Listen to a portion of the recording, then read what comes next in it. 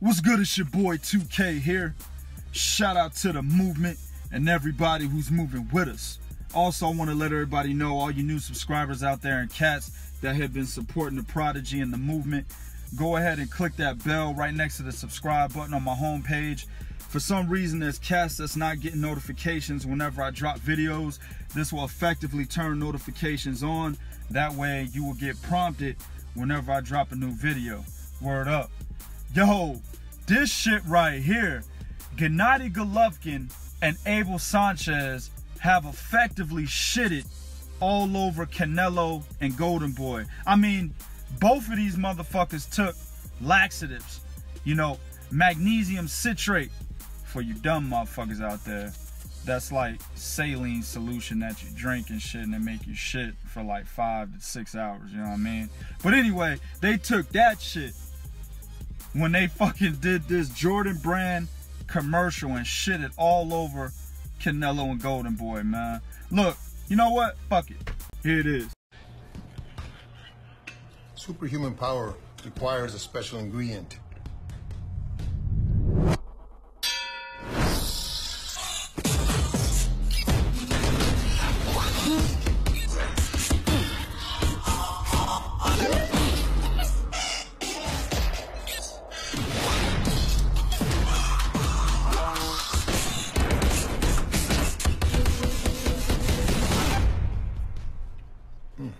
And it's called hard work.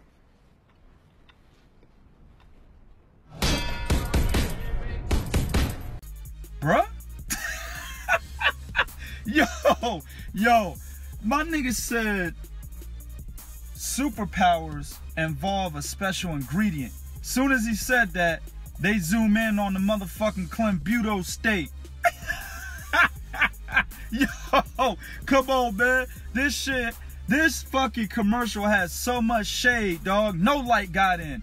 This commercial was like a fat nigga just standing in front of the window and you trying to get around that big fat motherfucker to get some goddamn sunlight into the room, but you can't see shit. That's what this fucking video was like. From Canelo and Golden Boy's perspective. Straight up. Just straight shade. Nigga, shade you just can't get around. Man, look here, man. What I seen is happening. Canelo has effectively boosted Gennady Golovkin's support without Golovkin even beating the kid in the ring.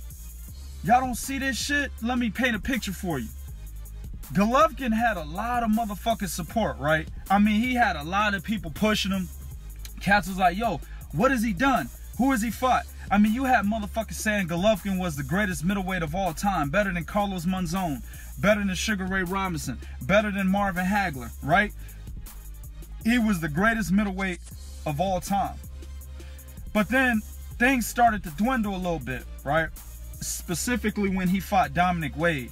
You know, he had all that support when he was fighting Gregors Proxa, you know, Marco Antonio Rubio, Willie Monroe, right?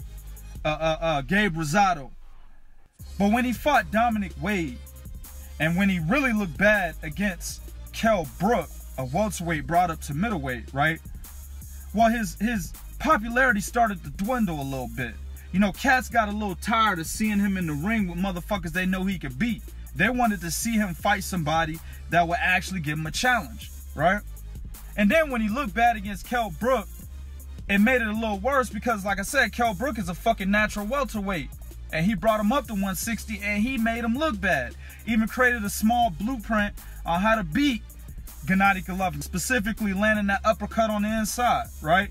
Showed he wasn't the motherfucker that is run through cats, this invincible entity, right? This superhuman with superhuman qualities. You know what I'm saying? He wasn't that cat, right?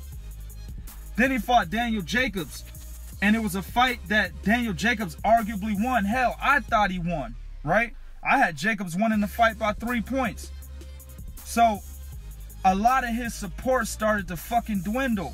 So by the time the Canelo Alvarez fight was announced, well, Canelo was the favorite. And it's, you know, part of that is because he's the most popular boxer in boxing besides Floyd Mayweather. This nigga keeps jumping in and out whenever he's going to be an active fighter. But when we take Floyd Mayweather out And when we consider how Manny Pacquiao has really fell by the wayside, the most popular boxer right now is Canelo Alvarez. You know what I'm saying? So maybe that has something to do, actually we know that has something to do with why he was the favorite. But I think the odds would have been a lot closer if Golovkin would have beaten Danny Jacobs decisively. You know what I'm saying? Like if he would have knocked Daniel Jacobs out like Dmitry Pirog did. You know what I'm saying? I think the odds would have been a lot closer. Hell, Golovkin could have probably been a favorite in that fight. You see what I'm saying? So his shit started to dwindle a little bit. But now, with the draw, right, and the bullshit scorecard turned in by Adelaide Bird, motherfuckers started to slowly go back towards the Golovkin train.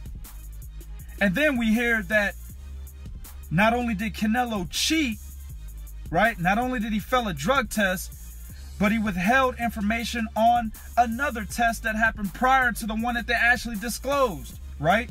We went over this, but fuck it, I'll recap. The test that they disclosed, the K2, only shows 60 to 90 picograms of clenbuterol in his blood, right? Which are trace amounts. But the test they did not disclose had somewhere between 600 and 900 picograms, which is not trace amounts, right? They didn't disclose that test. And that information came to light thanks to 3kingsboxing.com. We broke that shit, right?